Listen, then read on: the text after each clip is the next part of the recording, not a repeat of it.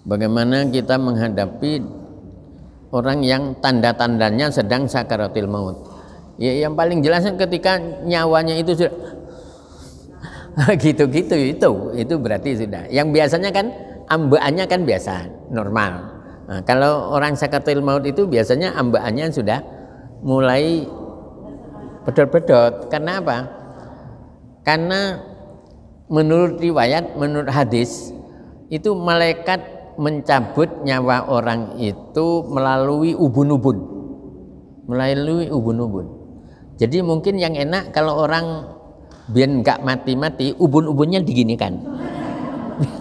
Biar tidak dicabut. Nyabutnya itu dari ubun-ubun. Sehingga nyawa yang hilang duluan itu mulai kaki dulu. Sehingga orang kalau nunggoi orang sakaratul maut mesti yang didelok, yang dipegang kakinya itu adem dulu, dingin, terus sampai katanya sampai di lutut itu berhenti. Nah itu mengapa lalu ambeannya itu suka henti sampai di lutut berhenti dulu, nanti jalan lagi pahanya, terus kluk, katanya itu ada suara kluk gitu, begitu keluar. Terus apa yang perlu kita lakukan? Kita talkin itu lakinu mautakum biqauli la ilaha illallah, katanya Rasulullah, ajarilah. Jadi talkin itu ngajari, bahasa Indonesianya talkin itu ngajari. Tapi orang yang nggak suka talkin, sepertinya talkin itu kayak COVID-19. Talkin itu mengajari. Lakinu mautakum biqauli la ilaha illallah. Ajarilah orang yang akan wafat di antara kalian itu dengan mengucapkan la ilaha illallah. Karena apa? Di hadis lain Nabi menyatakan, "Mangkana akhiru kalamihi la ilaha illallah dakhalal jannah." Siapa yang akhir kata-katanya itu adalah la ilaha illallah, masuk surga. Memang kelihatannya itu gampang ya. Enak ya. Pokoknya la ilaha illallah ke surga. Tidak semua orang gampang mengucapkan la ilaha illallah. Kalau tidak biasa, Fir'aun saja. Fir'aun itu orang Mesir. Mesir itu bahasanya bahasa Arab. Tapi Fir'aun nggak bisa bilang la ilaha illallah. Ya. Menyatakan apa katanya? Di surah apa itu? Yang cerita tentang Fir'aun ketika tenggelam itu. 10 ya. Surah Yunus ayatnya 90. Amantu bima amana bihi banu Israila. Jadi mau bilang la ilaha illallah nggak bisa, Fir'aun. Nah, maka jangan-jangan ya keluarga kita nggak bisa ngomong gitu, maka kita talkini, kita masukkan suara ke telinganya. Allah. Kalau sudah agak kritis, nggak usah la ilaha illallah, karena khawatir nanti bilang la ilaha meninggal, kan berarti tidak ada Tuhan malah. Ya. Jadi kalau sudah kritis, Allah, Allah gitu aja, Allah itu.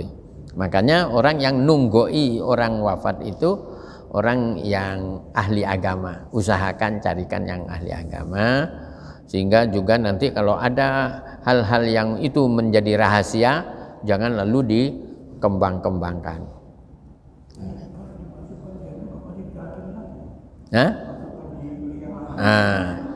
Itu mengartikan mautakum.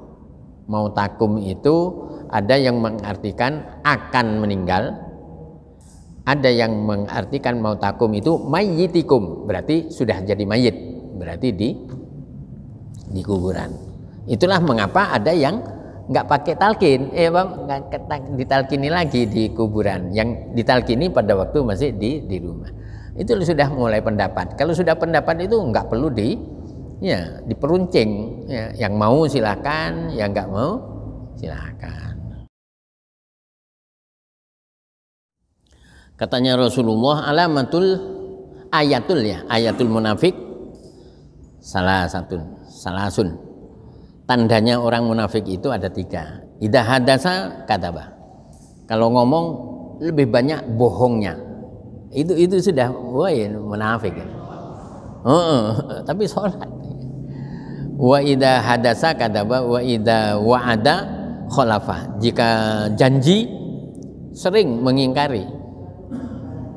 Wa idza tumina khana. Apabila diamanati sesuatu dia itu khianat. Itu tanda-tanda orang munafik. Memang sulit ya. Memang nengeri orang munafik itu sulit. Sehingga Allah pada awal surah Al-Baqarah itu ayat 1 sampai 5 itu Allah menceritakan keadaan orang mukmin. Berarti dengan 5 ayat. Untuk orang kafir cukup 2 malah. Allah cerita di ayat 6 dan 7. Ketika menceritakan keadaan orang munafik 8 sampai 20, berarti berapa? 13 ayat. Orang kafir malah cukup dengan 2 ayat. Innal ladzina kafaru sawa'un 'alaihim a anzartahum am lam tunzirhum la yu'minun khatamallahu ala qulubihim. Sudah 2 ayat. Tapi orang munafik lah itu memang sulit menghadapi. Tapi apa bisa dia itu jadi orang mukmin yang sejati? Bisa. Makanya ketika Allah menghadapi orang munafik mesti ada 2 alternatif. Mesti Allah menjadikan yang 2. Imma yu'adzibuhum wa imma yatubu. Bisa jadi Allah menyiksa mereka karena orang munafik itu mesti nyakiti hatinya orang mukmin. Tapi bisa juga oleh Allah diterima tobatnya.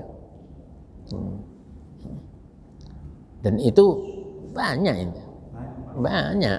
Padahal kalau mati dalam keadaan munafik katanya surah 4 surah An-Nisa ayat 145. Innalladzina kafaru innal munafiqina fid darkil asfali minan nar. Sungguh orang munafik itu akan diletakkan di dalam neraka yang paling bawah.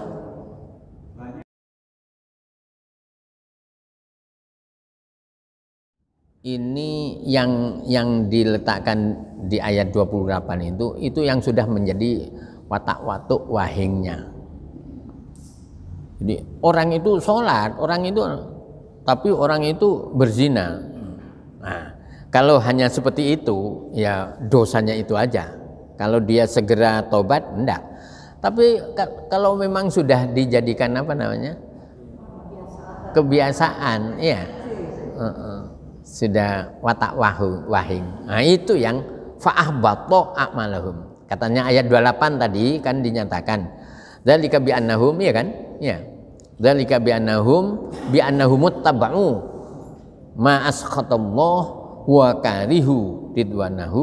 Terus fa'ahbata a'malahum. Apakah orang yang hanya melakukan sekali 2 kali kesalahan atau perbuatan yang dimurkai oleh Allah lalu semua amalnya ahbata, Allah hapus? Enggak. Itu yang kalau sudah yang biasa. Sama dengan orang mencuri, ya. Mencuri yang potong tangan itu yang memang itu sudah kerjanya itu mencuri itu. Ya, kalau sesekali saja mencuri apalagi memang karena kepepet, karena peceklik itu malah Sayyidina Umar tidak melaksanakan potong tangan. Jadi Islam itu kadang-kadang masih memperhatikan ini. Mengapa lalu ada pengadilan itu? Pengadilan kalau saya sebabnya dan betul-betul itu alasan itu betul. Ya. Tapi kalau alasannya sebabnya istri saya minta gelang emas ya, maka saya mencuri aja. Lu nggak bisa itu. Makanya ya ibu-ibu ya, kalau suaminya belum siap untuk membelikan gelang, ya sing sabar mawon, kan nanti akan diberi gelang emas sama di surga. Semoga ada manfaatnya. Al-Fatihah.